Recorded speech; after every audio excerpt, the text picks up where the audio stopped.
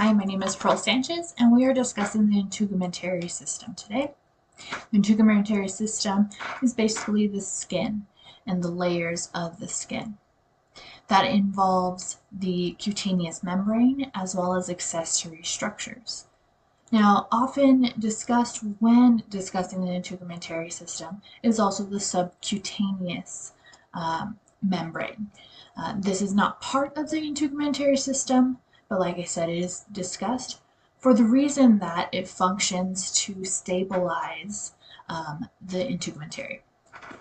So the integumentary system has several functions.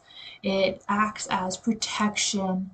It has function of secretion, absorption, and several others. It has 4 different tissues in the makeup of the various layers. We have the connective tissues, epithelial tissues, muscle tissues, and nerve tissues.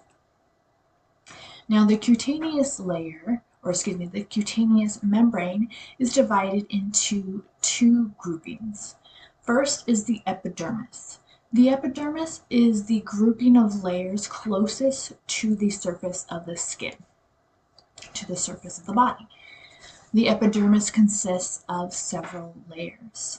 The epidermis consists of, from the bottom up, if you will, from deep to surface, if you will.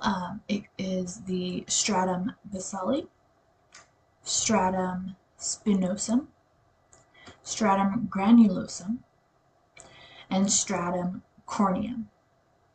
There is also stratum lucidum, and that is present in the palms as well as the heels of the foot. Now, deep from the epidermis, we have the dermis layers, and the 2 layers of the dermis are the papillary layer and the reticular layer. Now, beyond that, we also have the accessory structures, and that includes hair follicles and hair, exocrine glands, which include oil glands and sweat glands, and the nails. Like I said, the subcutaneous or hypodermis membrane or layer is deep from the dermis. So we have the epidermis, the dermis, and then the subcutaneous membrane.